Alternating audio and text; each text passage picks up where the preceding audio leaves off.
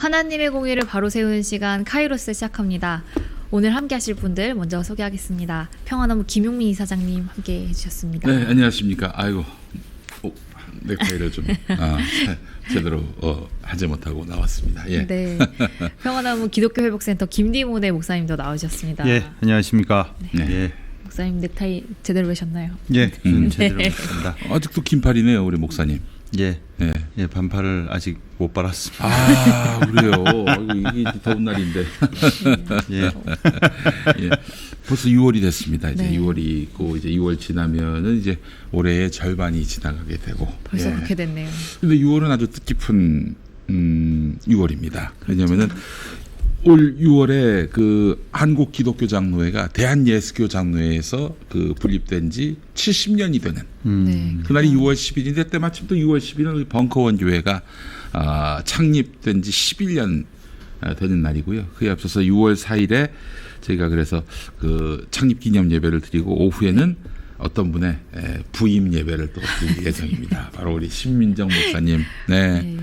신민정 목사님의 부임 예배가 오후 3시부터 있게 되고 요건 또 김용민 TV를 통해서도 네. 방송될 예정입니다. 은영 카이로스 진행자시니까. 네. 예. 감사합니다.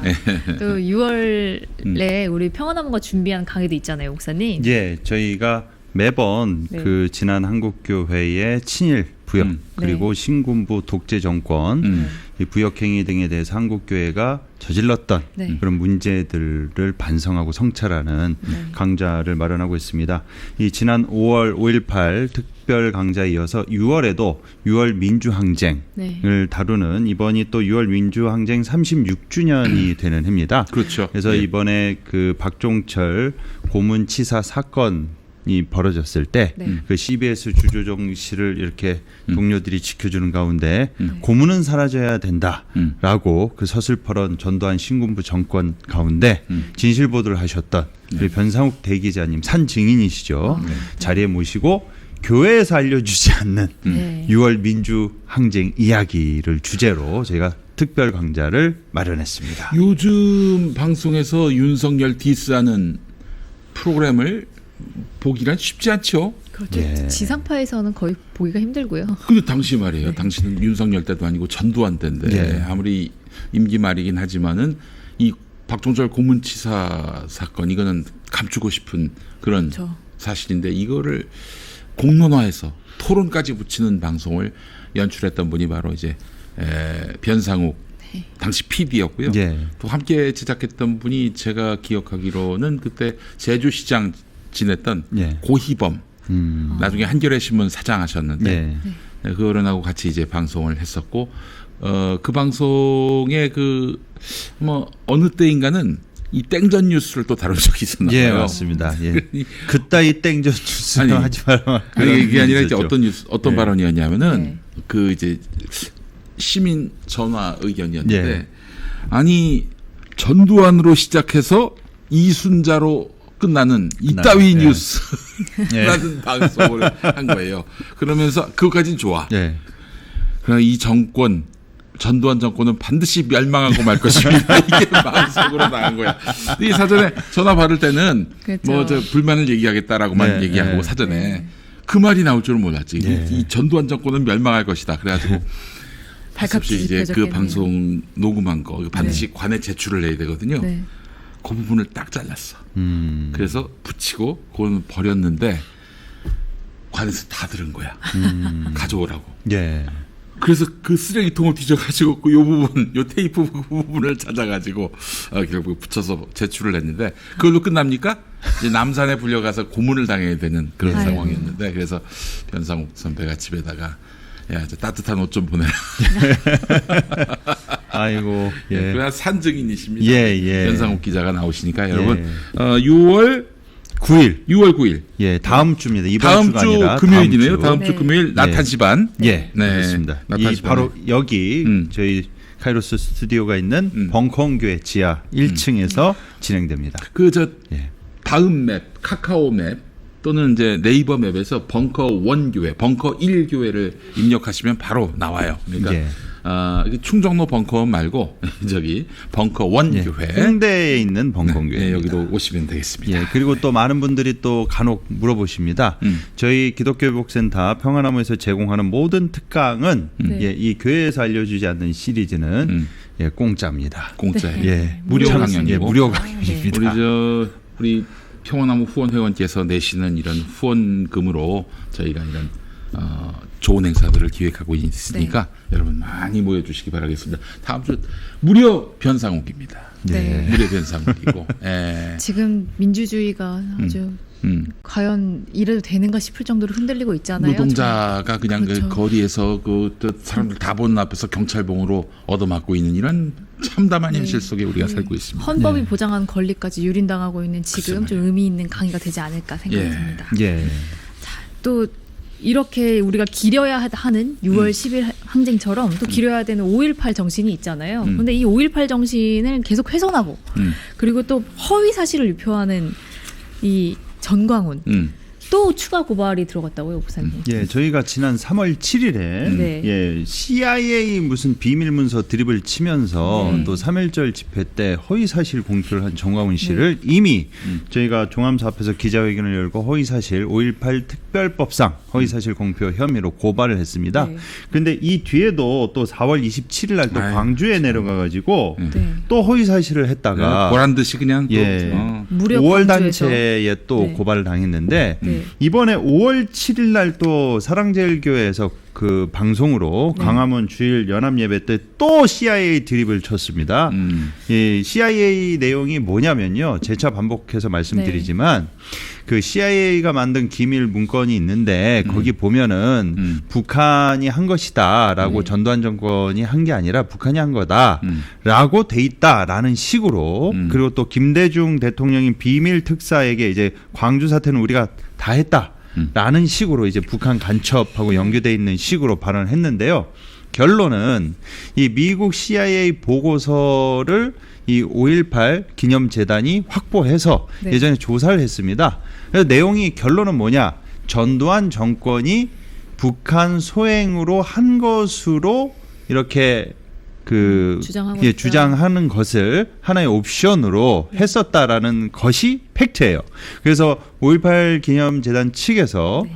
이 참고인 조사를 받으시면서 네. 거기 이제 진실기록 부장님께서 직접 경찰에 제출을 하셨고 네. 이 5.18 관련 CIA 문건 자체를 네. 저희가 통으로 기념재단에서 통으로 번역해서 공증받은 그 증거 자료를 제출했습니다. 이제 빼박이에요, 이거는. 지금 세 번째 예, 같은 그래서 혐의로 세 번째. 네. 저희는 3월 7일 날 한 번, 그리고 지난주에 이번 주에 또 한 번, 그리고 5월 단체 한 번. 그래서 3연타로 연속 세 번, 혐의로. 세 건 다 똑같이 CIA 드립을 예, 거짓말로 네. 쳐서 저희가 고발을 한 상태입니다. 우리 저 예. 전광훈이 그 5월에 있었던 우리 그 기독교 회복센터 역사 강의에 와가지고 강의를 들었다면은 이런 일을 버리지 않았을 텐데 하는 안타까움이 있습니다. 그랜드 슬램이네요. 고발. 요거는 쉽게 빠져나가기 어려울 것 같아요. 요즘에. 예, 그 전광훈에 대한 검찰 경찰의 그 수사 기류가 심상치 않습니다. 예. 같은 혐의로 세 번 고발당했으니 이제 아니 그 우리 저 짧게 얘기하자면은 예. 전광훈의 최측근 조나단 네. 그 양반이 또 이번에 뭐 저기 판단을 받았던 모양이죠. 예, 무죄 선고를 그렇습니다. 받은 모양이죠.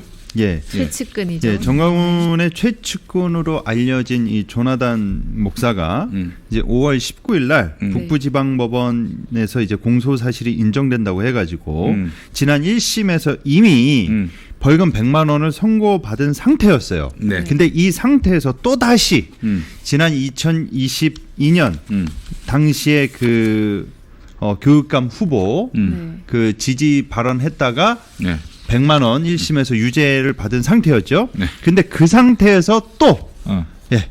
지난주에 예. 네. 그 다른 항소심에서 벌금 200만 원을 또 선고받았습니다. 야, 이거는 2020년 네. 그러니까 1심에서 100만 원 받은 거는 지난 지방선거 딴 거야, 딴 때고, 거. 네, 네. 예, 그리고 이거는 또 딴 건인데 이건 뭐냐? 훨씬 더 오래된 2020년 총선 때 있었던 그 기독자유통일당을 찍어야 된다. 그 바로 그 자리에 이 발언하는 자리에 고영일 후보가 있었거든요. 그래서 지지 선동하고 유도하는 발언했다가 벌금 200만 원을 선고받은 거죠. 아니 조나단 정도의 목사를 선거법으로 고발할 단체는 평화남부밖에 없을 것 같은데. 저희가 한 겁니다. 근데 여긴 저기서 이게 좀 의문이 드는 게 이것보다도 더 강력하고 센 발언들을 정광훈 씨가 많이 했단 말이에요. 그렇지. 예, 근데 이 건이 이렇게 나왔다면 정광훈 씨도 이제 결코 빠져나갈 수 없는. 그 옛날엔 왜 이렇게 비호를 받았는지 모르겠어요. 수사 과정에서, 재판 과정에서. 그러나 지금 시대가 많이 달라진 것 같고요. 자, 정광훈에 대한 아주 정의로운 판단이 또 있을 것 같아서 여러 가지로 기대가 됩니다. 이런 가운데 우리 전광훈 좀 점점 외로워지는 것 같습니다. 이영훈 미스터리가 지난번에 저기 와가지고 자유통일당 개소식 예배에서 발언을 했는데 이걸 두고 이영훈이 또 사과를 했죠. 사과한 이야기를 지난주에 다뤘는데 전광훈이 이에 대해서 뭐라고 언급을 했어요? 대한민국이 간첩에 점령당했다는 증거다. 이영훈의 사과가 이영훈 목사가 사과한 게 바로 대한민국의 간첩에 상당히 못마땅해 하면서 그러면서 왜냐하면 추종자들이 전광훈 추종자들이 아니 목사님이 이게 어떻게 된 겁니까? 이영훈 목사가 사과를 했는데 목사님 왕따 아닙니까? 혹시나 이런 시선이 있을까봐. 뭐 정말 여러 가지로 노심초사를 했던 것 같아요. 일단 삐지면 간첩 드림이 나오더라고요. 그렇죠. 대놓고 그냥 뭐라 그랬냐면 대놓고 이영훈 목사 좀 섭섭하다라는 그 단어를 그대로 썼습니다. 그러면서 자기가 만든 자유통일당은 우리 어르신인 조윤기 목사가 만들었고 정광훈 목사를 앞세워 추진했기 때문에 후임자로서 가지 않을 수 없다. 이렇게 말했어야 되는데 당장 핍박이 겁나서 누가 너를 핍박하니? 아이 말도 안 되는 소리 하고 있어. 윤석열이가 핍박한다는 거예요? 그럼 뭐야 도대체 이게? 그리고 자꾸 이제 정광훈 이런 식으로 자꾸 말을 하는데 정말 문제가 많습니다. 자유통일당을 조용기가 만들었다. 옛날에 기독당. 기독당 만들 때는 좀 관여했는지 모르겠습니다. 근데 자유통일당 지금 조용기 목사하고 아무 상관이 없어요. 그 조용기 목사가 자유통일당 만들다고 한 적도 없었고요. 정광훈 목사를 앞세워서 추진한 적은 더더욱 없었죠. 글쎄 말이에요. 게다가 또 비슷한 드립이 뭐가 있냐면은 지금 그 장위동에 사랑제일교회가 있잖아요. 요거를 한경직 목사가 세웠다고 얘기하는 거야. 이게 정확한 팩트는 이렇습니다. 영락교회 여전도회가 그 지금 사랑제일교회가 있는 그 그 장위동 거기에 그 장석교회라는 교회를 세웠어요. 개척을 했어. 근데 그 장석교회가 그 건물을 전광훈한테 팔고 월계동으로 이사를 갔어요. 월계동 가시면 이렇게 그 기와장으로 된 큰 교회 있습니다. 그게 장석교회입니다. 그 장석교회 출신 중엔 최덕신 씨도 있지. 아버지가 최병칠 장로님이라고. 거기로 갔다고. 그러면은 이영훈이 아니라 전광훈은 그 전경직 목사가 세운 교회를 인수했다. 이렇게 얘기할 팩트지. 한경직 목사가 우리 사랑제일교회를 세웠다? 어디 한경직 목사를 거기다 갖다 방을 파나?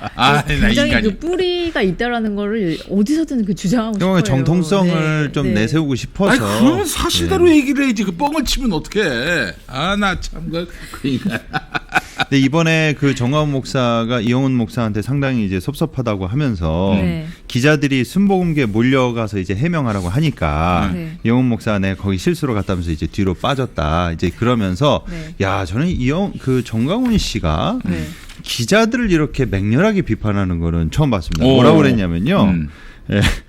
정상적인 애국관을 가지면 살아남을 수 없도록 언론이 압박한다. 이래니까 대한민국이 안 망하겠냐. 그러면서 여러분 자식들은 태어나도 기자는 절대 만들지 마라. 기자는 천국 가기가 어렵다. 전혀 다른 맥락에서 이 정상적인 애국관을 가지면 살아남을 수 없도록 언론들이 압박한다는 그 문장 자체는 이 시대에 아주 꿰뚫어보는 말인데 전혀 다른 맥락에서 사용이 됐네요. 그러면서 또 역시 빠지지 않는 헌금 얘기를 또 이제 지지자들 어떻게 이어지는지 정말 궁금합니다. 노골적으로 돈을 요구했습니다. 그러면서 성경 나사로 설교를 하면서 자신이 명령하는 대로 순종하는 사람은 나사로처럼 풀려 자유케 된 사람이라고 이제 주장을 하고 어필을 하는 거예요. 그러면서 이 방송이랑 그 현장에 있는 교인들한테 네. 자기 설교를 듣는 사람들이 6월 6일 날 또 6월 6일 날 이제 현충일 날 또 네. 집회 항상 하지 않습니까? 행사로. 최소한 10명씩 광화문 광장에 데려와야 한다. 광화문 광장에 동원할 것을 하나님과 정광훈 앞에 서약하는 사람은 아멘해라.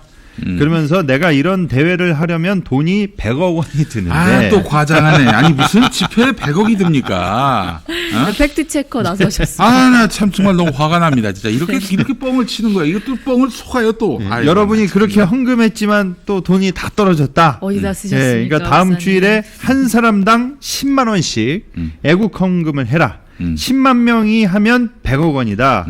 그러면 대한민국 엎어놓을 수 있다 하면서 이제 또 애국 헌금을 강조했습니다. 뻥을 치고 사기를 치죠. 예. 속아 넘어가는 사람이 있으니까 하는 거 아니겠습니까? 그래서 가스라이팅은 위험한 거예요. 요즘 보니까 우파뿐만 아니라 좌파도 뭐 이렇게 그 무슨 메시지냐를 따지지 않고 누가 그런 말을 했느냐 이거에 따라서 휘둘리고 말이죠. 그렇죠. 정말 심각합니다. 이 가스라이팅이. 예? 자기는 물론 가스라이팅 안 당했다 이렇게 주장하지. 가스라이팅 당한 사람들이. 그렇죠. 예, 참. 자기 스스로 결정한 내용이고 판단한 내용이다라고 주장하는데요. 그러면서 정광훈 그러면서 목사는- 난데없이 또 그 조선족들이 그 전쟁 나면은 그 북한 편에 붙어가지고 또 내전에 참여할 것이라는 식으로 또 이게 그 조선족 혐오 발언을 또 일삼았어요. 뭐라 그랬냐면요. 이제 촛불 집회랑 태극기 집회가 대치됐을 때 북한 간첩이 내려와서 네. 촛불 시위대에 총을 쏠 것이다 이거예요. 5.18처럼. 근데 그로 인해 내전이 발생할 것이라는 취지의 또 음모론 같은 얘기를 하는데 민노총이 이렇게 극렬하게 민주노총이 극렬하게 야간 투쟁하는 이유가 실은 이거에 대한 밑밥이다. 그러면서 북한 간첩이 휴전선을 통해 내려오는 게 아니라 중국 조선적의 호적을 파서 비행기 타고 들어온다. 중국 교포들한테 미안하지만 대한민국에 들어온 조선족 중 10%는 북한 간첩이라고 본다. 자기는. 그래서 북한 지시가 내려오면 조선족 애들 10여 명이 옥상에 올라가서 경찰복 입고 그러니까 우리나라 경찰복을 네. 조선족이 입고 이 촛불 집회 이런 집회 민주 집회에다가 총을 난사하고 이걸로 인해서 이제 내전이 일어난다. 그러면서 또 이게 뭘로 이어지는지 아십니까? 지금 정광훈이 자유마을 또 사업을 벌이고 있거든요. 또 다른 이래서 내가 목숨을 걸고 자유마을을 조직해야 된다고 하고 있는 것이다. 그러니 6월 6일 날 총동원해서 3천만 명이 광화문에 나와야 된다. 엄청난 결론은 그 또 사업가네요. 동의입니다. 이렇게 쉬지 않고 사업을 벌리고 계십니다. 끊임없이 이렇게 사기치는 인간들도 네. 문제지만 이 사기에 속아 넘어가는 사람들도 참 문제입니다. 예, 우리가 그래서 항상 지혜의 눈을 뜨고 예. 이 상황을 바라봐야 되지 않겠나 하는 그런 생각이 듭니다. 아니 예장 통합이 뭐 결국에는 세습금지법을 없애는 모양이죠. 명성교회 가가지고 명성교회 가서 10년 전에 세습금지법을 만든 예장 통합이 10년 뒤에는 다시 명성교회 가가지고 세습금지법을 철회한다. 근데 이 총회가 열리기 전에 정치부 각 부서가 모여서 관련한 현안들을 먼저 다루는 시간이 있습니다. 예, 공청회가 네, 있죠. 네. 예. 그 시간에 이제 이 목회 대물림을 금지한 세습 금지법을 전면 재검토하자. 그러니까 결국에는 이제 없애는 그쪽으로 가자라는 주장들이 나왔던 모양이에요. 그런데 이제 그렇게 가지 말고 대물림을 할 경우에 3분의 2 참석 말고 5분의 4 참석. 그러니까 80% 이상 찬성 받으면 청빙 가능하도록 하자. 그래서 완화하자라는 주장도 나왔어요. 그러니까 결국에는 세습 금지를 조장하거나 또는 이 조장하는데 돕거나 하는 법을 계속 만들겠다라는 이런 거예요. 식이라면 말이죠. 이런 식이라면은 네. 그 반대파 교인들을 다 내쫓고 그리고 공동의회 열겠네. 그렇죠. 일단 5분의 이런 4 넘게 만들어 놓고 예. 이게 도대체 가능한 발상입니까 이게? 이게 지금 정치부에서 다뤄진 의견이 총회에서 어떻게 다뤄질지는 아직 모르겠어요. 하지만 이 정치부도 이제 언론을 좀 의식하고 있는 모양이에요. 그래서 이제 확정되진 않았다라는 내용을 수차례 얘기하는데 정치부에서 이 정도 의견이 다뤄졌다면 그리고 그 총회가 또 어디서 열립니까? 명성교회에서 열리지 않습니까? 이 정치부의 그 목사들 예장통합 정치부 목사들의 그 명단이 공개가 되고 네. 이 인간들 김사만 쪽으로부터 돈 받은 게 있는지 이것도 한번 따져봤으면 좋겠고요. 예. 있으면은 이거는 그 매수당한 거지. 그 예. 후원을 가장한. 그렇지. 네. 매수를 당한 거죠. 그러니까 그 언론의 비판을 의식해서인지 네. 그냥 한번 툭 던져보는 거예요. 그러면서 계속 강조했던 게 뭐냐면 아직 확정된 거 아니다. 그러니까 공청회 내내 확정되지 않은 내용이라는 얘기를 수차례 이제 강조했거든요. 그러니까 한번 싹 던져서 분위기 어떤지 간을 보는 거죠. 그런 느낌으로 좀 와닿습니다. 근데 또 얼마 전에 명성교회 관련한 재판이 완전히 명성교회의 손을 들어주면서 끝났잖아요. 그 재판 결과를 힘입어서 그 총회 분위기를 이끌어가는 게 아닌지 아주 합리적 의심이 듭니다. 네. 아 정말 너무 슬픕니다. 이 현실이 네. 너무 슬프고 바알에 의해서 완벽하게 장악된 이 세상 속에서 진리와 양심은 어디로 갔는지 그렇죠. 그런 생각이 들고 말이죠. 네, 제가 단언컨대 이 예장 통합은 반드시 주님의 심판을 면치 못할 것입니다. 정말. 그렇죠. 지금 이렇게 돈 앞에서 다들 해롱해롱해지고 아니 그 나름대로 장신대 들어가려면 그렇죠. 옛날에는 서울대 출신도 저 신대원 못 들어가고 그랬어요. 고시 본다. 네. 그 고시 네. 반도 실제 있었고. 네. 네. 근데 그렇게 어렵게 목사가 돼가지고 이런 바알의 그 제사장이 됩니까? 이게 좀 부끄러운 거 아니에요, 진짜? 아니 양심이 있으면 반대를 해야지 서울 노회처럼. 그렇죠. 뭐 하는 짓인지 모르겠어요. 지난주에 그 통합 원로이신 유경재 목사님께서 네. 나오셔서 그때 저는 좀 놀랐습니다.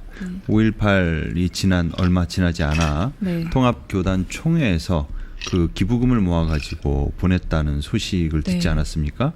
통합이 그런 교단이었는데 그렇죠. 어쩌다가 지금 이 지경 요 모양 요 꼴이 됐는지 정말로 이 돈에 의해 바알에 의해 자본에 의해 잠식된 이 교회가 정말 이 명성교회 세습 문제를 이제 어떻게 해결하느냐에 따라서 앞으로 통합의 미래와 귀추가 이제 결정난다. 그렇게 보여지지 않나 싶습니다. 예. 어린이 성경 공부 교재를 보니까 거기에 그 예수님이 통상 이제 그림으로 예. 그려져서 그 어린이들이 같이 둘러싸이고 그렇죠. 그런 게 있는데 야, 이 명성교회는 보니까 예수님 자리에 김사만이가 김사만 있다고. 나비 넥타이 메고 예. 정말 참 이게 아주 엽기도 이런 엽기가 없습니다. 근데 꼭 하필 또 아이들 그려놓은 것도 빨간 그 뭐죠? 빨간 목도 그 목줄을 해놔가지고 예 스카프를 빨간색으로 해가지고 저는 뭐 북한 김일성 느낌이 나더라고요. 아니, 그게 뭐가 달라 도대체? 아니 그렇죠. 세습하고. 예. 네. 독재했지 뭐 그리고 반대파를 막 무자비하게 숙청했지. 아 도대체 김사만이가 김일성하고 뭐가 달라? 예. 이게 무서운 말인가 이게.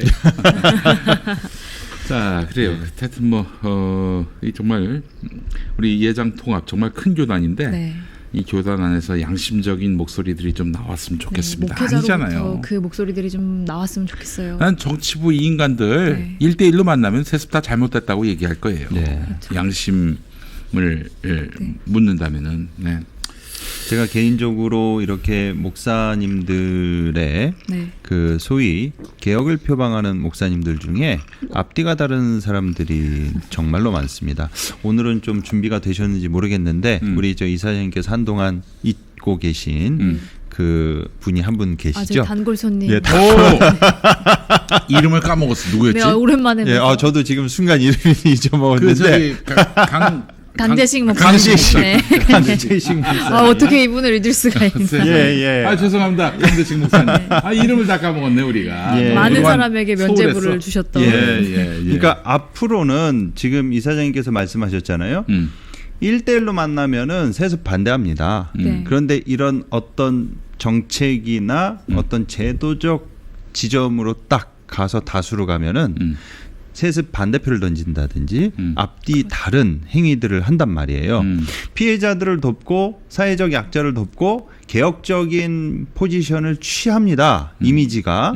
그런데 결정적인 순간에 가서는 기득권 편을 들어요. 저는 이 모습이 적절할지 모르겠지만 네.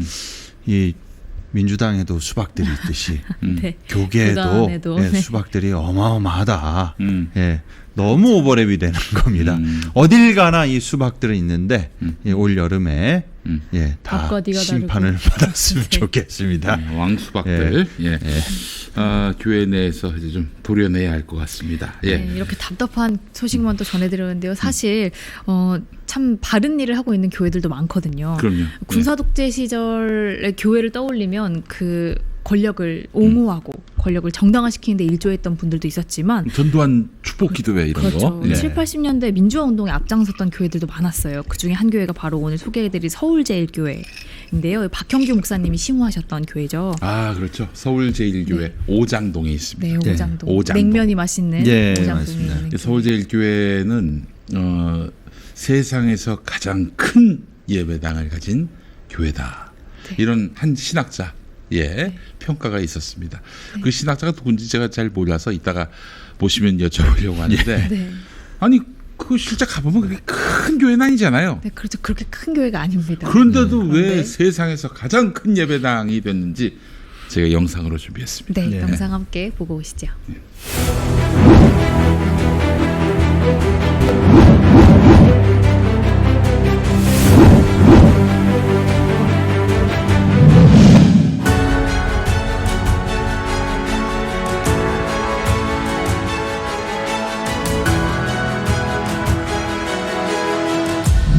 서울 중구 소재 서울제일교회 박형규 목사와 박 목사를 따르던 교인들은 지난 1983년 10월부터 이듬해 12월까지 박 목사의 활동을 반대하는 세력에 의해 교회 안에서 감금되거나 폭행을 당했습니다.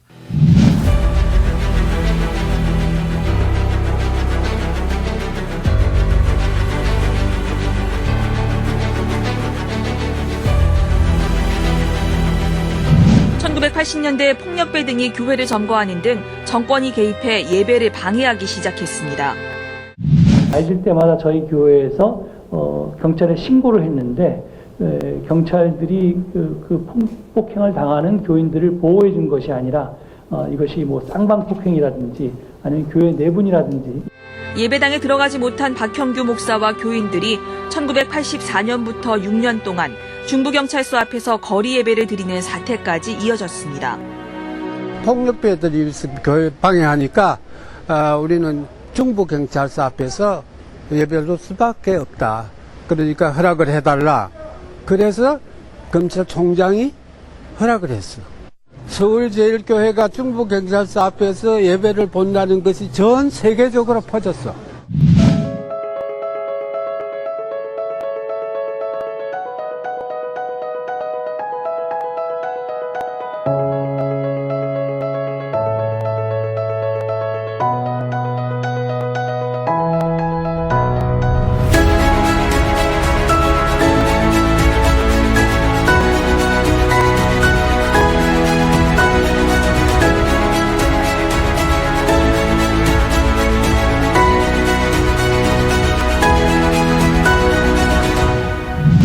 진실화해위원회는 최근 이 사건이 당시 군 보안사령부에 의해 저질러진 교회 파괴 공작이었다고 밝혔습니다.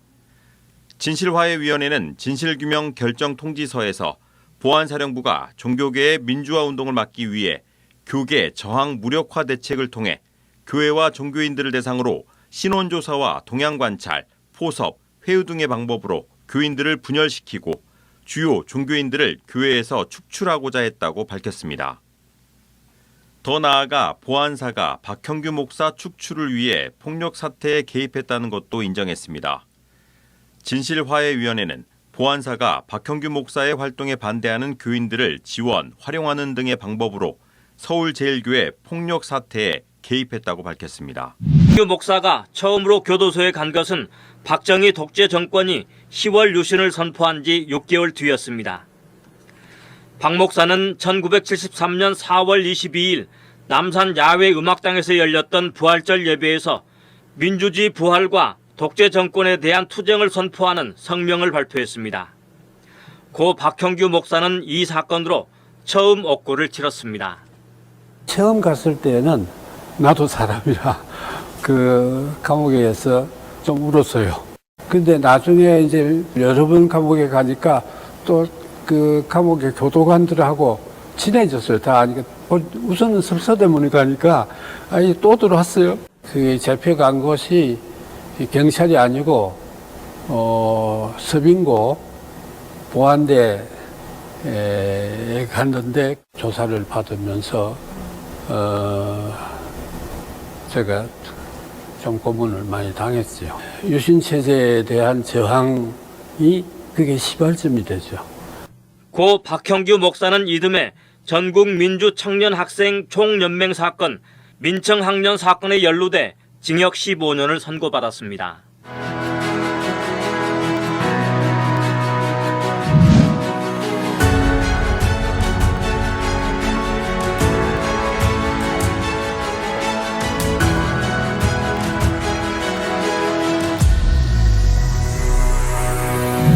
김은정 검사가 박형규 목사에 대해서 무죄 의견을 진술할 때 네. 감동을 받아가지고 여기서 꼭 읽어드리고 싶어요. 이 땅을 뜨겁게 사랑하여 권력의 채찍에 맞아가며 시대의 어둠을 헤치고 걸어간 사람들이 있었습니다. 몸을 불살라 그 칠흑 같은 어둠을 밝히고 묵묵히 가스바퀴를 걸어 새벽을 연 사람들이 있었습니다. 그분들의 숭고한 희생과 헌신으로 민주주의의 아침이 밝아. 그 시절 법의 이름으로 그분들의 가슴에 날인했던 주홍 글씨를 뒤늦게나마 다시 법의 이름으로 지울 수 있게 되었습니다. 그리하여 지금 우리는 모진 비바람 속에서 온몸으로 민주주의의 싹을 지켜낸 우리 시대의 거인에게서 그 어두웠던 시대의 상흔을 씻어내며 역사의 한 장을 함께 넘기고 있습니다. 권력의 채찍을 휘두르는 걸 즐기는 세디스트들이 지금 장악하고 있는 세상이잖아요. 우리 모두 용기를 냅시다. 예.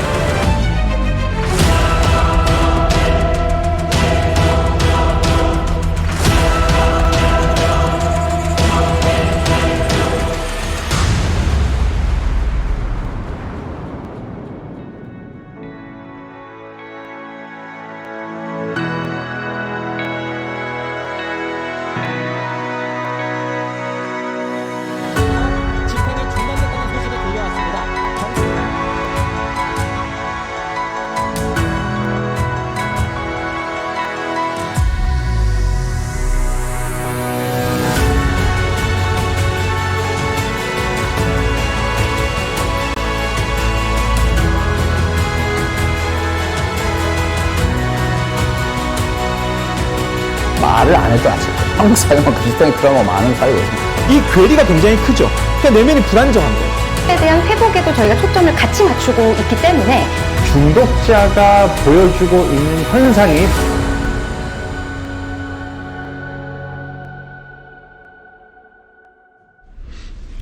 네. 네.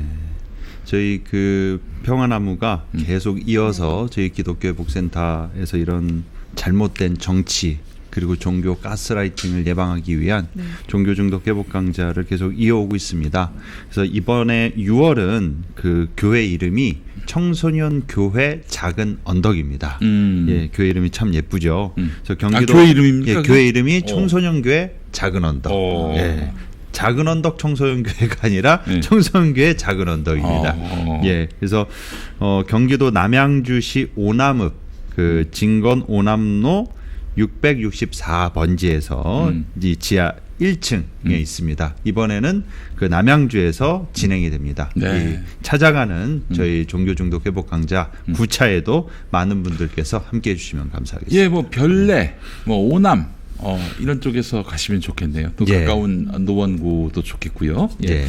자, 앞서 영상을 보셨습니다만 기독교 사상에 나온 부분을 인용했는데 서울제일교회를 표현했을 때 저는 진짜 이 표현이 너무나 큰 감동이었어요, 사실은. 그래서 저기 누가 쓰셨나 제가 찾아봤는데 울리디 두크로우 목사, 독일에서 이제 설교하러 온 목사님이신데 네. 이 서울제일교회 그 중부 경찰서 앞에 노상 예배를 보시면서 이런 말씀을 하셨어요. 나는 이렇게 큰 교회는 처음 보았다. 서울제일교회가 세계에서 제일 큰 교회다. 천장이 없으니 하늘이 천장이고 벽이 없어서 막힌 곳이 없으니 온 세계로 열려 있다. 얼마나 큰 교회인가. 온 우주로 열려 있는 교회다. 이보다 더 큰 교회가 어디 있겠는가. 네, 세상에서 가장 큰 교회의 담임 목사님이신 우리 예. 정원진 목사님 자리에 오셨습니다. 아유, 목사님 어서 오십시오. 반갑습니다. 예, 세상에서 가장 큰 교회. 검색을 해봤더니 사랑의 교회로 나오더라고. 서울제일교회 치면 사랑제일교회랑 되게 헷갈려 하시는 분들이 많으세요. 손해를 너무 많이 정말 보세요. 완전히 다른. 하필 정광훈 교회랑 이름이 비슷해가지고요. 네, 오해하지 예. 마시기 바랍니다. 예. 그래서 교회 이름을 바꾸자는 교인도 일부 있습니다. 아유, 근데 어떻게 서울제일교회를 이름을 바꿀 수 있겠습니까? 사랑제일교회 이름을 바꾸게끔. 아, 역사가 있는데 그것도 상징적인데. 빨리 없애야죠.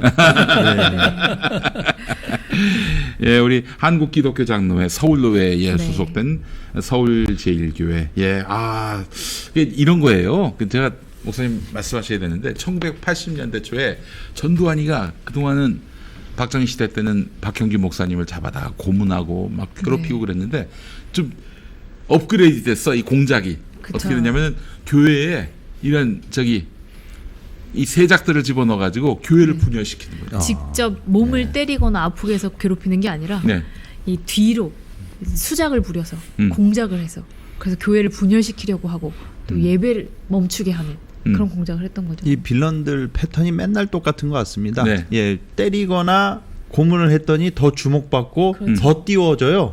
그러니까 더 영웅 칭호를 받으니까 내부 분열을 시키는 게 좋겠다. 이런 방법을 항상 쓰죠. 목사님 그때 그럼 들어와가지고 이들이 어떻게 먼저 갈라치기를 한 겁니까? 사실은 이 일이 구체적으로 시작된 거는 82년이라고 기억되는데요. 그 전에 81년도에 박형규 목사님이 한국기독교 장로회 총회장이 되셨어요. 그러셨구나. 그런데 이제 그 당시에 저는 대학교 1학년이었고 그 다음에 이제 교단 정치를 전혀 모를 평신도였기 때문에 이제 그 사실은 기억하지 못했는데 그때 일을 기억하는 목사님들께서는 박형규 목사님이 그 전에 한국기독교 장로회 교사위원장도 하고 교회와 사회위원장, 교회와 사회위원장, 그다음에 이제 한국기독교 교회협의회 NCCK 교사위원장도 하고 그러셨어요. 그렇지만 서울로회장은 고사하고 서울로회 대표로 뽑혀서 총회 총대로도 가신 적이 한 번도 없대요. 그런데 이제 그 당시에 이제 광주 학살이 있은 다음에 도저히 이대로는 교회가 가만히 있으면 안 된다고 생각한 몇몇 목사님들께서 특히 서남동 목사님이 주도해서 박형규 목사님이 이런 시대에 꼭 총회장을 하셔야 된다. 이렇게 이제 설득을 해서 많은 사람들이 거기에 동조해서 결국은 보통은 이제 부총회장이 총회장이 되지 않습니까? 그렇죠. 그런데 이제 부총회장 차례인 목사님도 설득을 하고 모든 총회 총대들을 설득해서 이제 총회에서 이제 갑자기 총대 한번 해본 적이 없으신 분이 목사님이 이제 처음으로 총대로 가셔서 그 자리에서 총회장으로 뽑히셨어요. 근데 그게 아마 정권에게는 굉장히 이제 충격이었고 위협이었을 것 같아요. 그래서 이제 전두환 정권의 천병 노릇을 하던 이제 기무사 국군 이제 보안사령부가 이제 대책을 세웠는데 그 대책이 지금 말씀하신 교회 분열을 통한 파괴 공작이었습니다. 교인들이 많이 들어오는 거야. 그래서 웬일인가 봤는데 이것들이 들어와가지고 이제 근데 그게 처음부터 교인들이 들어온 건 아니고요. 이제 그 보안사가 그 작전을 세워서 처음에는 교회의 재직들 그러니까 집사님, 권사님, 장로님들의 모든 전원에 대한 전수조사를 통해서 세상에 뒷조사를 합니다. 뒷조사를 해서 이제 이분들이 공작에 넘어갈 수 있는 사람이 누군가를 파악합니다.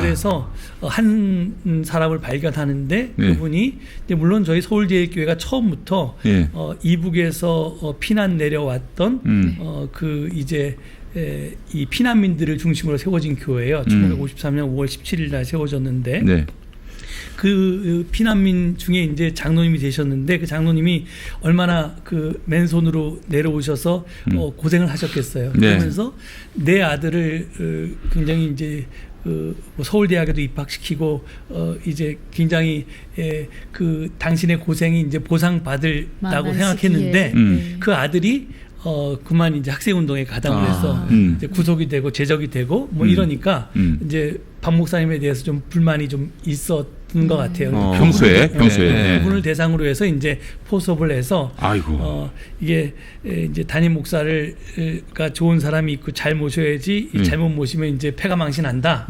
뭐 이런 식의 이제 설득을 해서 결국은 그분을 통해서 이제 공작이 들어간 거죠. 근데 그 전에 우리가 꼭 그렇구나. 알아야 될 게 있는 게 사실은 박 목사님이 저희 서울제일교회 2대 담임 목사님이세요. 그러니까 초대가 아니라 2대 담임 목사님으로 1973년 10월인가에 이제 부임하셨는데 그 전에 초대 담임 목사님이 70년 그 3월인가에 돌아가셨어요.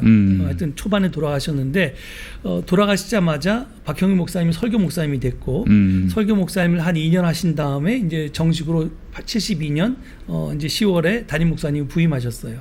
그리고 지금 아까 방송에도 보셨지만 73년에 남산 부활절 연합예배 사건이 있어서 그때 내란 예비 음모로 이제 구속이 되셨고 그 다음에 74년에 민청학년 사건으로 그때는 이제 무려 15년형을 이제 선도하실 정도로 아예 간첩이라고 그때 규정을 해버렸어요. 그때도 이제 그때는 내란 예비 음모가 아니라 내란 음모였습니다. 그리고 이제 그 다음해인 75년에는 또 수도권 특수지역선교위원회 사건으로 또 구속이 되셨어요. 계속해서 그때는 10개월 동안 실형을 사셨어요.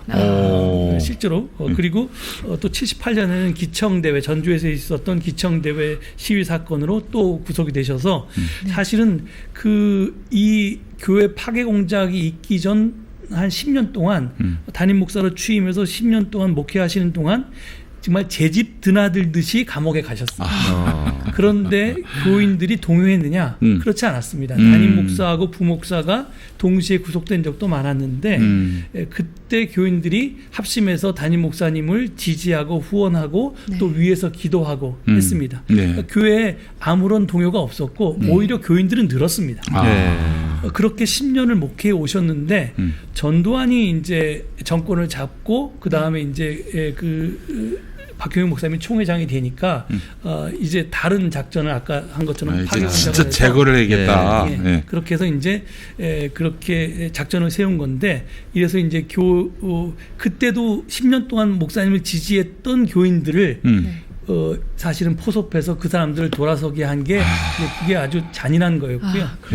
그래서 이제 그 장로님이 처음에는 당회나 재직회에서 박 목사님이 하시는 여러 가지 선교 사업에 대해서 이제 반대하고 하지 말라고 하고 정치적인 발언을 그만두라고 이런 식의 이제 요구들을 계속하다가 그게 안 되니까 사실은 이제 좀 부끄러운 이야기인데 우리 교회 내부적인 이야기에서 그 장로님이 박 목사님을 당회에서 주먹으로 가격을 해서 목사님의 일을 부러뜨리셨어요.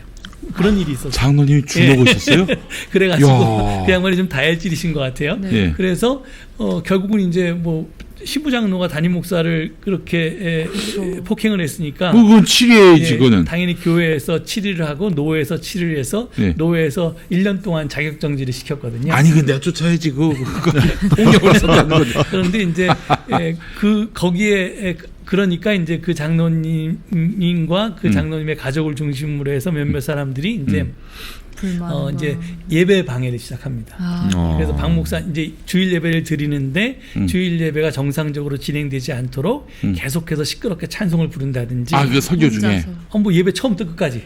그랬대요. 1시간 내내 이제 뭐 그 이제 부흥회에서 부르는 찬송 같은 걸 막 부르면서 막 이렇게 그 책상을 쳐가면서 불렀고 나중엔 뭐 뭐 몽둥이 같은 거 와서 칠판을 두들기도 하고 뭐 소뚜껑을 가져와서 두들기기도 하고 그러면서 이제 1시간 내내 예배를 방해했습니다. 이런 사건 일이 오래도록 지속됐어요. 아이고야. 그래서 몇 달 동안 지속됐는데 그걸 통해서도 이 박 목사님을 이제 내쫓는 것이 불가능하다고 판단하니까 네. 보안사에서 그 다음에 이제 소위 폭력배들을 교회에 보내서 예배 방해를 넘어서 이제 교인들한테 폭력을 행사하기 시작합니다. 그래서 이제 보안사 직원들. 그래서 이제 보안사 직원들만 온 게 아니라 보안사 직원들은 그들을 그러니까 이렇게 지휘하기 위해서 온 거고요. 네. 실질적으로는 조직 폭력배가 동원됩니다. 그래서 조직 폭력배가 나중에 밝혀졌지만 서진 룸사롱에서 그 이제 조직 폭력배 간에 싸움이 있어서 살인이 있었는데 네. 그때 가담했던 뭐 했던 사람이 네. 그 저희 교회 이제 그 예배 방해하러 동원됐던 조직 폭력배. 아이고야. 조폭을 동원했구나 정권이. 그래서 그 조폭들이 이제 예배에 참석하는 교인들을 구타하고 어이구. 또 이제 감금하기도 하고 예.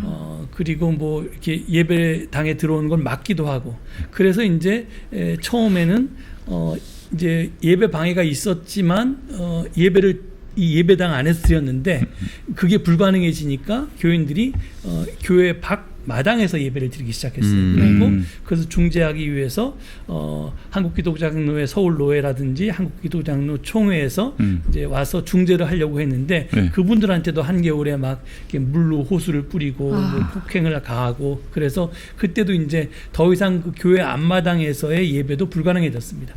그래서 그때마다 이제 당연히 경찰에 신고를 했겠죠. 예. 우리를 보호해달라 저 사람들이 우리에게 당연하죠. 예. 폭행을 한다. 그런데 경찰들이 이제 그걸 수수방관하거나 아니면 뭐 그렇게 그 맞는 과정에서 이렇게 뭐 뿌리친 것을 가지고 이제 저 사람이 나에게 폭행을 했다 그래서 쌍방 폭행으로 몰아서 이렇게 사건을 무마시킨다든지 이런 일들을 통해서 이제 보호가 안 되니까 결국은 그럼 우리가 안전하게 예배드릴 수 있는 곳이 어디냐 해서 찾다가 간 것이 중부경찰서 앞이었어요. 그래서 이제 적어도 중부경찰서 앞에서는 때리지 않겠지. 그러니까 때리더라도 경찰이 막아주지 않겠지, 막아주겠지 이렇게 생각했던 겁니다. 그래서 무려 만 6년 동안 중부경찰서 앞에서 노상 예배를 드렸습니다. 그때 이제 많은 분들이 그 예배에 오셔서 이게 지지를 해주셨는데 지금 아까 말씀하신 그 목사님이 아마 WCC 쪽에서 이렇게 그 예배를 후원하러 오셨던 것 같은데 그 독일 목사님이 오셔서 설교하실 때 그런 말씀을 하셔서 세계에서 가장 큰 교회다 하는 그런 말씀을 하셔서 그게 지금 기록에 남아 있는 겁니다. 아이고 참. 지금 보면은 참 이게 믿겨지지가 않는 게 만약에 지금 뭐 예장 통합이나 합동 이런 데서 윤석열 정권을 비판하다가 구설수에 오르면 그분 총회장 시킬까요? 바로 끌어내거나 절대 시키면 안 된다. 우리 이러다 다 죽어 이러겠죠. 예. 근데 기장은 그때 전암동 그때 교수님께서 목사님께서 이렇게 해가지고 아예 그냥 박형규 목사님을 총회장으로 앉히고 그리고 그때 보면은 이제 전두환 정권이 정말로 무서웠나 봅니다. 계속 이렇게 그 어떻게 보면은 민주화 운동의 상징이시잖아요. 민천학년 사건 때도 옥살이를 하셨기 때문에 그러니까 저런 박형규 목사님 같은 분이 지금 또 신군부에 이렇게 반대하고 비판적인 목소리를 내고 자꾸 교인들이 모여드니까 아무래도 그 당시에 그 전 장군이 야, 저 서울제일교회 예배 드리러 갔다가 한 대 맞을 수가 있다라는 분위기를 조성해서 못 모이게 하려고 이게 독립운동도 교회에 이게 집결되면은 이제 세가 형성되잖아요. 그래서 그거를 사전 차단하기 위해서 얘네들이 쫄아가지고 이런 작업을 조직적으로 한 게 아닌가 싶습니다. 근데 목사님 이 사건에 대해서 많은 분들이 이제 민청학령 사건은 또 알고 계신 분들이 많은데 교회 공작 사건에 대해서는 좀 모르시는 분들이 계셨어요. 근데 오늘 이렇게 말씀을 해주셨는데 이게 올해 2023년 2월에 진실화해위원회에서 결과가 나왔단 말이죠. 어떤 과정으로 교인분들이 이 진상규명을 해달라고 청구를 하게 됐고 어쩌다가 이제 와서 이게 진상규명이 밝혀지게 됐는지 좀 여쭤보고 싶습니다. 사실은 그 사건이 있던 당시에도 이것을 이제 많은 사람들에게 알리려고 서울제일교회 교인들이 굉장히 많은 노력을 했고 네. 기장에서도 교단 차원에서 그렇게 많이 알렸습니다. 그리고 세계 교회에서도 이런 것을 알고 후원을 했죠. 그런데 당시에 뭐 정권이 언론도 다 장악하고 있으니까 이것이 쉽게 대국민적으로 알려지지는 않았고 아는 사람만 알았던 사건이었습니다. 그리고 나중에 이제 550 청문회가 열렸을 때 이것도 하나의 안건으로 올라가서 그때 일부 자료가 나온 게 있습니다. 하지만 뭐 지금 세월호도 마찬가지고 조사위원회가 구성됐다고 해서 이 진실이 밝혀지지 않고 있듯이 그 당시에 550 청문회를 했지만 이 실체가 밝혀지지 않았죠. 저희가 당시에 이게 국가에 의한 교회 파괴 공작이라고 주장했던 것은 그 당시 이제 교회 등록해서 그 전체 조직폭력배를 진두지휘했던 사람이 이제 공중전화에서 전화를 하는데 이제 자기가 그걸 누가 이제 우리 교회 전도사님이 들었어요. 우연하게 지나가다가. 그런데 그분이 자기가 이제 나 보안사 누군데 이런 식으로 이제 이야기하는 걸 들은 거예요. 그래서 이제 그게 이게 그 국가보안사에서 국군보안사에서 이걸 이제 조직적으로 이걸 개입한 것이 아니냐 이렇게 이제 계속해서 문제 제기를 했고 그 다음에 이제 나중에 서진 룸사롱 사건이 터지면서 그때 그 대붙잡만하게 신문에 나왔었거든요. 그 범인이 이제 살인을 한 범인이 그렇게 나오니까 이제 그분이 이제 늘 교회에서 보던 사람이니까 이 사람들이 왜 교회 와서 예배 방해하고 우리를 때렸냐. 결국 이제 이게 국가기관의 개입 아니냐 이런 식으로 이제 문제 제기를 했었는데, 근데 그게 이제 하여튼 뭐 제대로 밝혀지지 않고 지난 40년 동안 묵혀 있었던 거죠. 그러다가 사실은 2020년 12월에 제2기 진화위가 발족을 합니다. 법률에 의해서. 그런데 이제 그때 1기 진화위 활동의 결과를 보니까 여기다가 우리가 그 우리 문제에 대해서 이 과거사의 진실을 규명해 달라고 요청을 하면 밝혀질 수도 있겠다. 이제 아주 오래된 일이니까. 그러니까 이제 희망을 가지고 이제 저희가 이번 기회에 한번 이 신청을 해보자 이렇게 이야기가 됐는데 처음에 이제 교회가 하려고 했어요. 그랬는데 법을 보니까 교회는 피해 당사자가 아니에요. 거기는 진화위법에 따르면 피해를 본 개인만 할 수 있어요. 그래서 이제 당시에 이제 피해를 봤던 분 중에서 뭐 맞아서 병원에 간 진단서가 있다든지 이런 분들만 모아서 22명이 이제 그 진정서를 낸 거고요. 그것이 이제 저희가 사실은 이제 2020년에 진화위가 12월 달에 발족하고 저희가 신청을 한 건 2021년 5월이었는데 다음에 5월이었는데 1년 뒤에 이 사건을 기초조사를 해봤더니 충분히 조사할 만한 가치가 있고 진실규명을 하는 게 옳겠다 이렇게 판단을 해서 전체 회의에서 조사 개시 결정을 합니다. 그리고 조사 개시 결정이 내려진 다음에 한 6개월 뒤에 그러니까 작년 12월 정도에 이제 그 결정문이 최종적으로 진화위에서 이렇게 나오게 된 겁니다. 아유 참. 지난한 과정이고 긴 싸움이죠. 서울 제1교회는 교회사를 만약에 발간한다면은 많은 품이 안 들어도 되겠어요. 그 보고서를 그대로 갖다 실으면 될 걸로 보이고 아유 정말 우리 이 정말 독재 정권의 야만적인 그 이런 공작의 역사를 그야말로 한 몸에 다 안았던 교회가 바로 서울 제1교회고 그래서 이 서울 제1교회는 정말 우리 한국 민주주의의 어떤 이 살아있는 증언자가 아닌가 하는 그런 생각도 들고요. 목사님 40년 전만 아니라 지금 비슷한 시절을 우리가 겪고 있잖아요, 목사님. 그런데에도 불구하고 많은 기독교인이 정교 분리돼야 되는 거 아니냐, 또는 뭐 그런 건 교회가 할 일이 아니다, 막 이런 식의 그 반응을 보여요. 이런 그 신앙인들 볼 때 목사님 어떤 생각 드세요?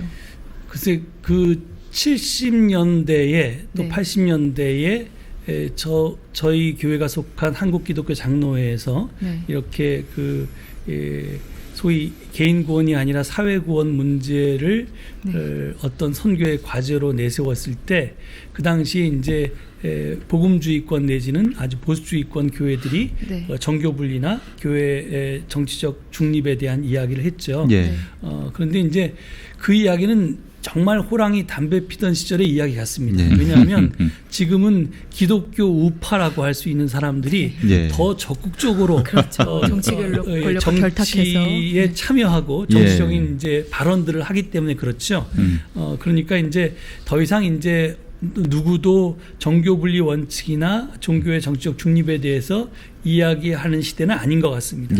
다만 이제 저는 이제 교회의 정치 참여는 이게 교회가 해도 되고 안 해도 되고 이런 문제가 아니라 사실은 반드시 해야만 하는 필수적인 사항이라고 생각해요. 선택이 아니라 필수라고 생각하는데 거기에 대해서 그 이유가 뭐냐에 대해서 우리가 많은 이제 사람들이 보네포 목사님이 이야기했던 소위 미친 운전자론에 대해서 이를 가지고 설명을 했습니다. 이제껏 많이. 근데 그 말을 정광훈이가 했단 말이죠. 가져갔어요. 그래서 참 너무 기가 막힌데. 존 웨퍼라고 그랬어요. 처음엔 존 웨퍼라고 그랬어. 존 웨퍼. 보네포를 몰라가지고 존 웨퍼라고 했어요. 아, 그랬어요?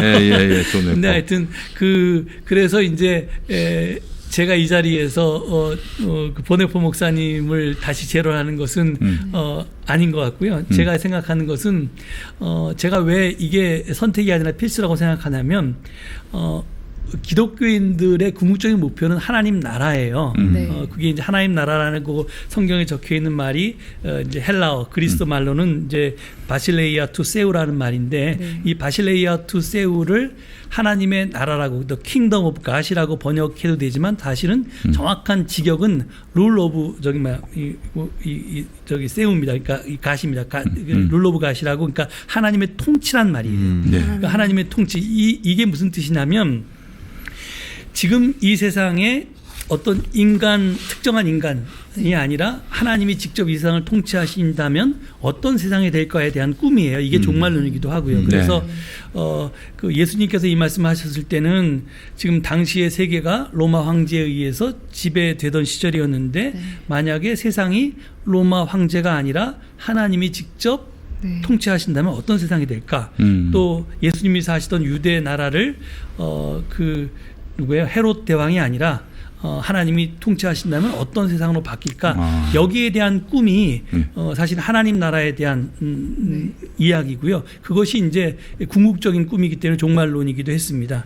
그러니까 이제 이 하나님 나라는 우리가 이걸 마태복음은 하나님이라는 말을 쓰기가 좀 겁나서 이게 천국이라고 그러니까 하늘나라라고 이렇게 바꿔서 표현했는데 그래서 이게 하나님 나라를 우리가 죽어서나 가는 천국이라고 생각하는데 그게 아니라 예수님 우리에게 가르치신 거는 하나님의 뜻이 하늘에서와 같이 땅에서도 이루어지는 세상을 꿈꾸시고 그것의 실현을 위해서 사시다가 결국은 그것 때문에 목숨을 잃으신 거죠. 예수님이. 그러니까 이제 그 하나님의 통치를 꿈꾸는 사람들은 그럼 저 인간 통치자가 하나님과 뭐가 다른가?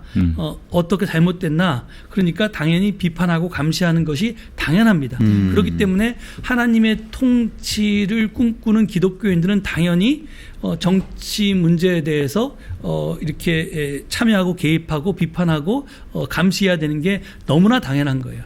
이것을 방기하면 우리는 사실은 이제 예수님을 따르는 추종자들이 아닌 거죠. 그러니까 기독교인이 아니니까 이거는 이제 당연한 건데 그러면 이제 정치 참여를 할 때 모든 사람이 다 기독교인들이 정치 참여를 해야 되는데 어떤 원칙을 가지고 할 것인가 이게 중요합니다. 근데 이게 뭐냐면 이게 약자들의 편에 서서 정치 문제를 바라볼 것이냐 아니면 강자들의 편에 설 것이냐 또는 정의의 편에 설 것이냐 불의의 편에 설 것이냐 이게 중요한 거죠. 그래서 이제 그런데 기독교인들은 당연히 늘 약자의 편과 정의의 편에 설 수밖에 없습니다. 왜냐하면 하나님께서 그러셨기 때문에 그렇습니다. 그렇지. 하나님이 당파적이셨기 때문에 그래요. 그래서 이 히브리 노예들의 그 애굽에서의 울부짖음을 듣고 외면하지 않으시고 그들을 해방시키기 위해서 출애굽 사건을 일으키셨잖아요. 그 그게 이제 사실은 유대교의 출발점이 되는데 기독교의 뿌리기도 하고요. 이 하나님은 좀 독특한 하나님인데 우리 기독교가 믿는 하나님은 세계의 모든 종교들은 사실은 강자의 입장을 대변하는 신인데 이 기독교에 출발됐던 이 출애굽기의 하나님은 약자들의 편에 서는 언제나 사회적 약자들의 입장에 서는 하나님이에요. 이게 세계 종교사적으로 보면 굉장히 독특한 경우인데 우리의 뿌리가 그렇습니다. 예. 그렇기 때문에 우리는 당연히 사회적 약자의 편에 서서 그다음에 정의의 편에 서서 정치 문제에 대해서 바라봐야 된다는 거고요.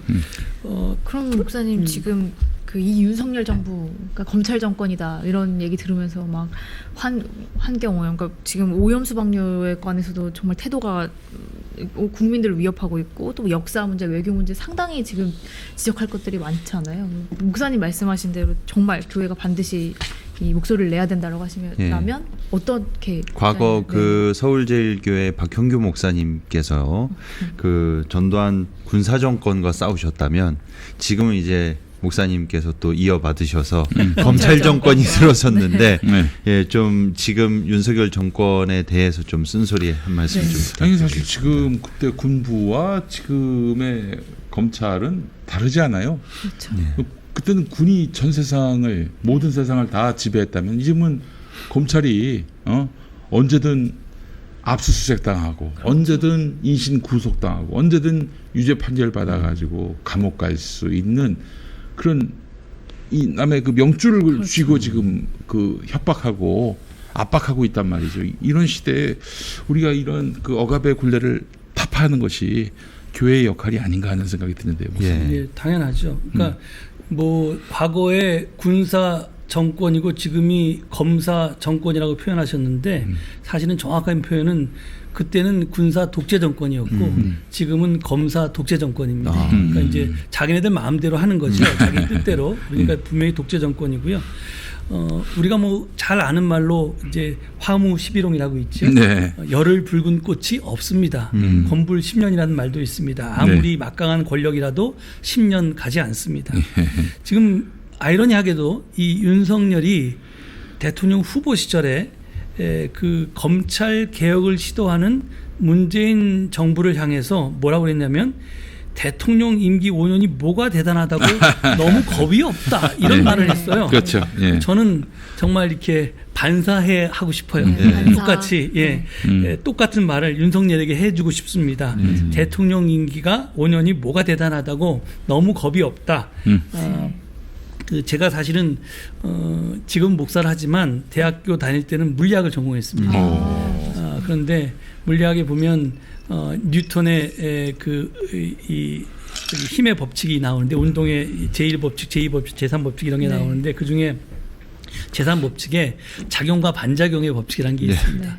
우리가 어떤 물체에 가하면 그 받은 물체는 그 받은 힘만큼 이제 반작용을 한다는 거죠. 그러니까 우리가 가한 힘이 크면 반작용도 그만큼 커집니다. 이게 비례한다는 거죠. 그래서 이게 예외일 수 없습니다. 지금 윤석열 정권이 정말 무슨 생각을 가지고 이렇게 하는지 모르겠는데 정말 자기가 지금 검찰 권력에 취해서 자기 권력이 영원할 것 같고 그다음에 이제껏 검찰이 자기가 기소하고 싶으면 기소하고 그렇죠. 무마하고 싶으면 무마하고 했던 관행이 있어서 이제 자기가 퇴임 후에도 그 자기가 심어놓은 검찰들이 자기에게 그렇게 하지 못할 것이다라는 생각을 가지고 지금 이제 겁 없이 구는지 모르겠는데 그거는 이제 기본적인 상식이 없는 거고요.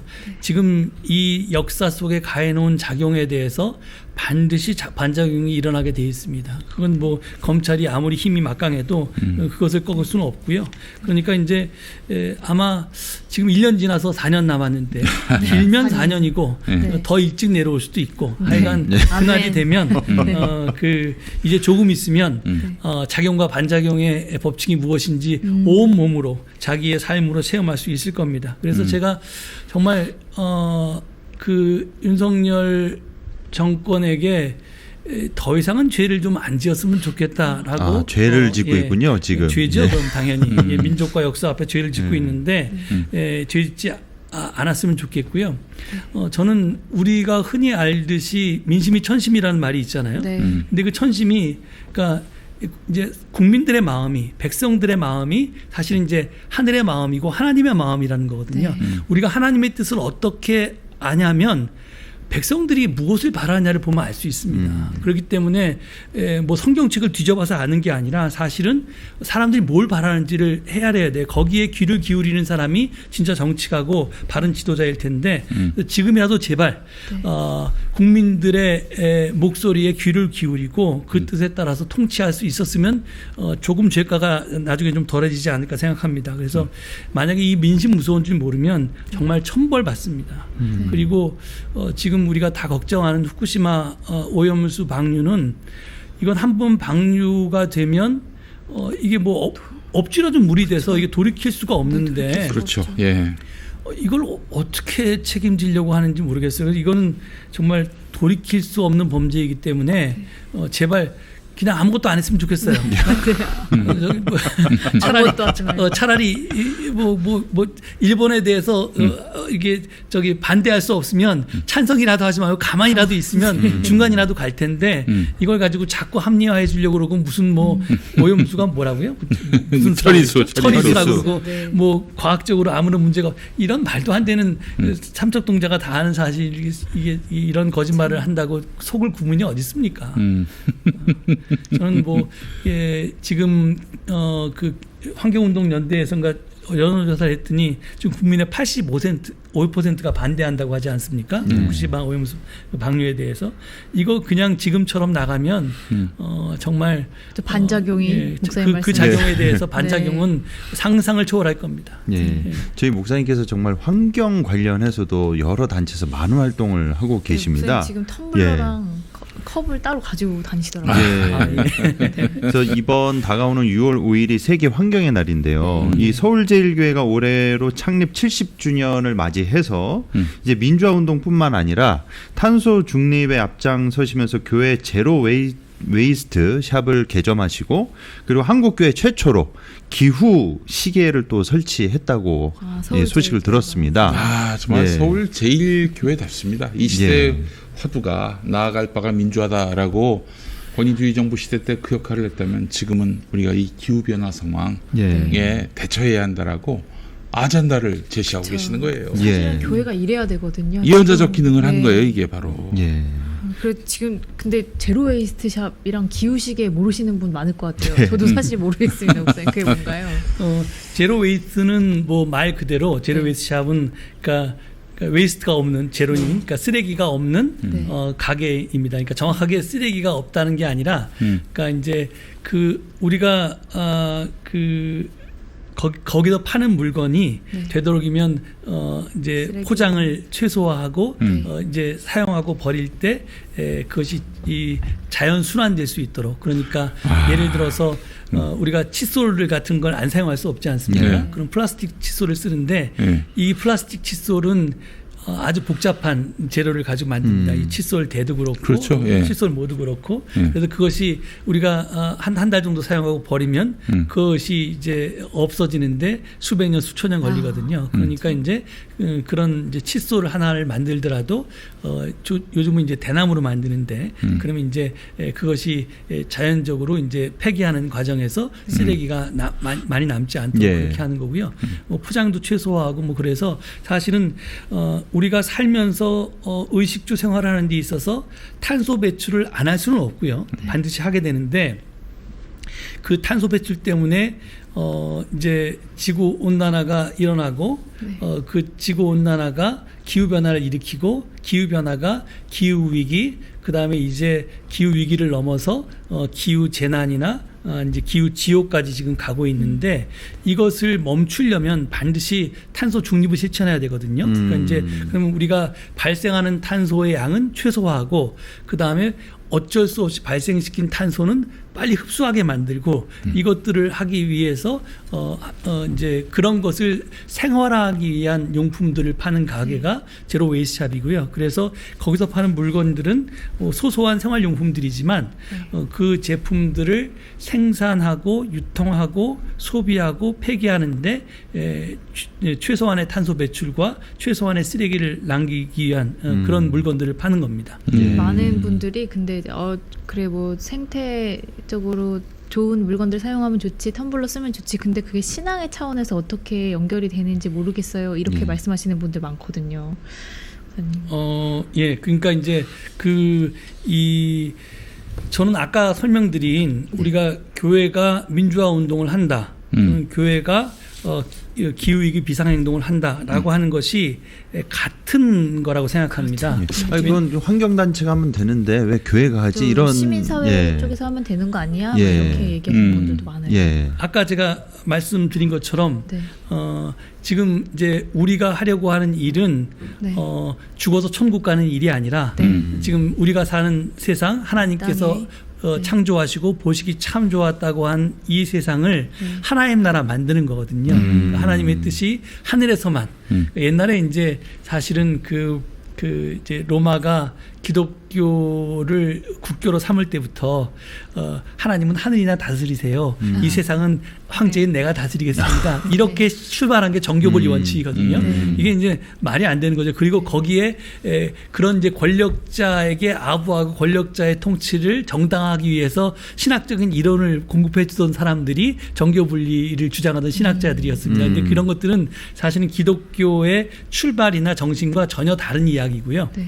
이제 이 세상을 이제 하나님 나라 만드는 게 중요하기 때문에 그 문제는 아까 얘기한 것처럼 이제 약자들의 편에 서는 건데, 그래서 요즘 기후 위기 비상행동을 할 때 그 WCC 세계 교회 협의회가 사용하는 중요한 용어 중에 하나가 기후정의란 얘기입니다. 기후정의란 얘기인데 그게 이제 그 기후정의라고 하는 문제가 과거에는 사회정의라는 문제가 이야기하던 것을 포함하는 더 큰 개념이 됐어요. 왜냐하면 지금 우리가 잘 아는 것처럼 작년에 우리나라 그 수도권 지방에서 폭우가 내렸잖아요. 그때 누가 죽었어요? 그렇지. 반지하에 살던 사람들이 죽었잖아요. 지금 우리가 발생시킨 탄소가 기후 재앙을 가져왔는데 그 기후 재앙의 피해자들은 누구냐면 탄소를 많이 발생시킨, 예를 들어서 큰 자동차 타고 다니면서 탄소를 많이 발생시킨 사람이 아니라 대중교통을 이용하면서 반지하에 사는 서민들이 죽는다는 거예요. 이렇기 때문에 기후 정의의 문제가 중요한 겁니다. 그래서 정의의 문제가 중요한 겁니다. 그래서 이 기후 위기는 단순하게 지금 뭐 우리가 더워서 못 살겠다, 뭐 이게 홍수가 자주 나고 뭐 가뭄이 자주 오고 뭐 덥고 너무 춥고 이래서 못 살겠다는 문제가 아니라 그걸 통해서 나타나는 인간 내의 불평등의 문제에 대해서 우리가 궁극적으로 관심을 가지고 여기에 교회가 관심을 갖자는 문제거든요. 그렇기 때문에 민주화 운동을 통해서 사회적 약자를 돌보았던 교회가 기후 위기 시대에 기후 정의의 문제에 대해서 관심을 갖는 것은 너무나 당연합니다. 기후 정의의 차원에서 그 기후 위기의 그 피해와 그 재난을 당하는 그 약자의 입장에 서는 그것이 바로 지금 이 시대 교회가 반드시 해야 될 일이다. 가끔 제가 이런 음식 배달 업체를 이용해 보면은 설렁탕 한 그릇 시켰는데도 뭐 플라스틱이 몇 개가 오는지 몰라요. 당장 수저부터 시작해서 야 이거 이대로 두면 안 될 것 같은데 하는 생각은 늘 가졌는데 이제 좀 바꿔야 될 때가 왔어요, 진짜. 재앙이 골고루 돌아가지 않잖아요. 공평하게 돌아가지 않고 여기서도 불평등이 나타나고 있다는 것 기억해야 할 것 같습니다. 실시간 채팅창에서 시청자분들 중에 한 분이 이런 목사님만 계시면 얼마나 좋을까라고 한 말씀하셨습니다. 맨날 이제 빤스만 보다가 목사님 모시니까 기후정의 이야기하시는 목사님. 저 말고도 기후정의 이야기하는 목사님들 많이 계십니다. 사실 이렇게 시대적 요구에 응답하는 게 바로 우리 그리스도인들이 바로 이 땅에서 해야 될 일들이고 또 우리가 인식하지 못하는 그 사회적 구조의 모순과 문제들을 가지고 새로운 아젠다를 제시해야 될 사람들이 바로 그리스도인들이자 교회인 것 같아요. 목사님 모셔서 오늘 많은 좋은 말씀 들었는데요. 마지막으로 우리 카이로스 시청자분들께. 그 전에 하나만. 네. 그러면 제가 아까 좀 놓쳤는데 네. 들어와 가지고 회방 놓고 교회를 찢어 놓았던 그 사람들은 어떻게 나갔습니까? 지금은 없습니까? 아니요, 나가지 않았습니다. 안 나갔어요? 예, 그게 이제 어떻게? 사실은 이제 그게 우리가 해야 될 숙제 중에 하나인데요. 네. 저희가 사실은 아까 그게 뭐죠? 그러니까 진화위, 예. 네. 진실과 화해를 위한 과거사 정리위원회가 예. 이제 사실은 국가가 정한 예. 법률에 따라서 예. 이제 국가가 정한 조사기관이거든요. 네네. 그 조사기관에서 과거 우리 교회에서 있었던 사건이 교인들 간의 내분이 아니라 네. 국가 권력이 개입한 그럼요. 이제 그 국가 폭력이고 네. 그다음에 이제 분열 공작이었다. 여기에 네. 대해서 책임을 져라. 이렇게 네. 이제 판결을 했지 않습니까? 네네.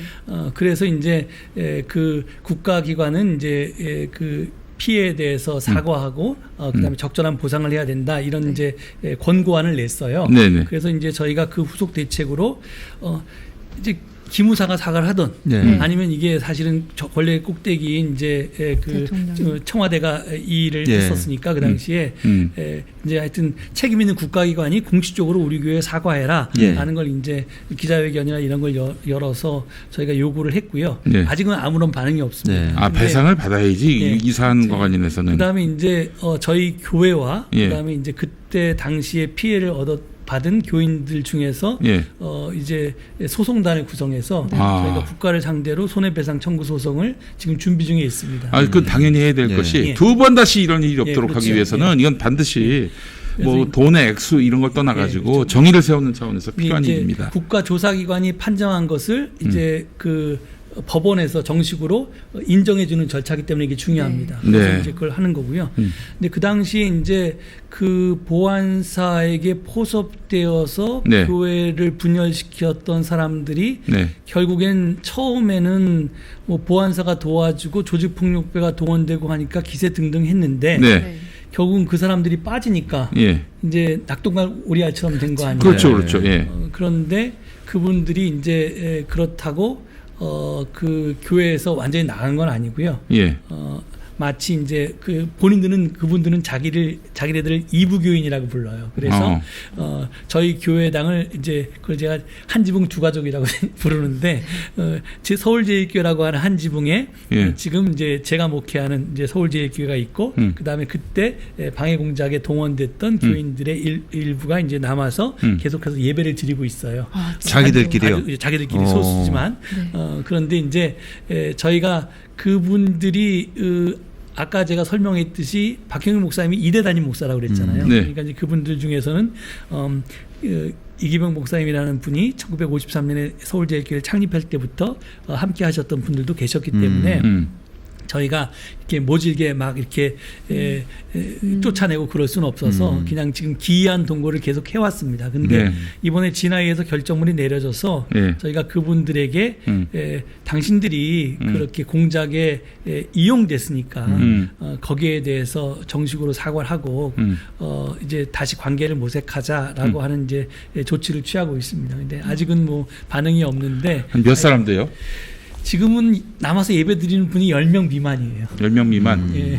그분들은 어디서 예배를 봅니까? 똑같이 저희가 드리는 예배실에서 예. 저희가 예배 드리고 난 다음에 오후에 12시에 정오서부터 드려요. 그래서 저희 교회가 11시 예배를 못 드리고 아직도 10시 반에 예배를 드립니다. 그러면은 거기도 목사가 있습니까? 예, 목사님이 정식으로 계시진 않고요. 예. 설교하시는 목사님만 계십니다.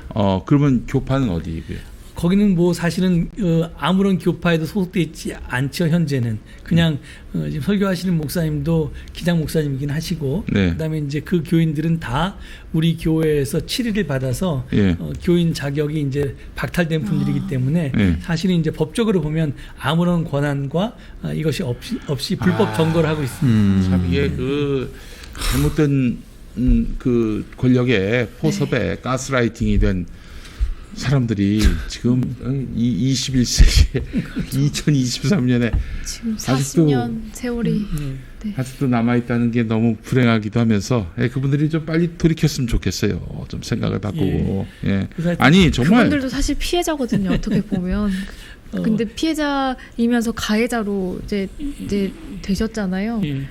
그 피해자 논리도 맞긴 한데 그렇게 보면 예를 들어서 얼마 전에 5.18 때 동원됐던 그 군인들이 그때 뭐 무슨 군인들이었죠? 거기 계엄 특전사나 뭐 이런 군인들이 우리는 위에서 명령받은 것을 했기 때문에 우리가 또 피해자다 이런 식의 주장과 똑같은데 그때 이제 제가 한겨레 신문인가에서 칼럼을 읽었는데 그렇다면 당신들이 피해자일 수 있으려면 정식으로 그때 저질렀던 학살에 대해서 진심으로 그 5.18 피해자들께 사과를 먼저 해야 된다. 그렇죠.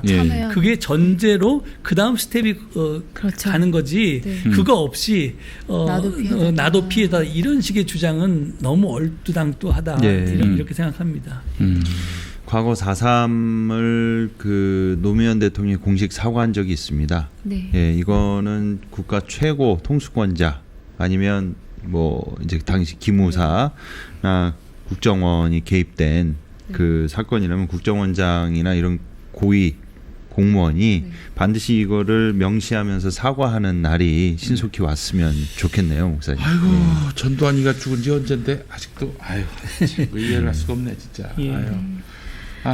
오늘 목사님 모시고 이제 그 40년 동안 있었던 그 서울제일교회의 이야기들 들어봤고 또 오늘 우리가 그리스도인으로서 어떤 시대적 과제를 가지고 있는지까지 살펴볼 수 있는 시간이었습니다. 앞으로 진상규명이 밝혀진 이후에 그 교회의 행보도 계속해서 응원하고 목사님 반드시 하겠습니다. 배상 받으시고요. 역사의 정의를 위해서라도 두 번 다시 이런 건 꿈도 못 꾸도록. 대충 용서하고 넘어가니까 뭐 그냥 그래 우리 내가 다 그냥 안고 가지. 이러니까 이런 일들이 또 발생하고 또 발생한다고요. 그러니까 이거 반드시 이거는 역사를 바로 세워야 될 것이고 아울러 서울제일교회 세상에서 가장 큰 예배당 우리 서울제일교회가 온전히 회복돼서 정말 한국과 전 세계 앞에 역사 앞에서 건강한 역할을 담당하실 수 있기를 위해서 기도하겠습니다. 감사합니다.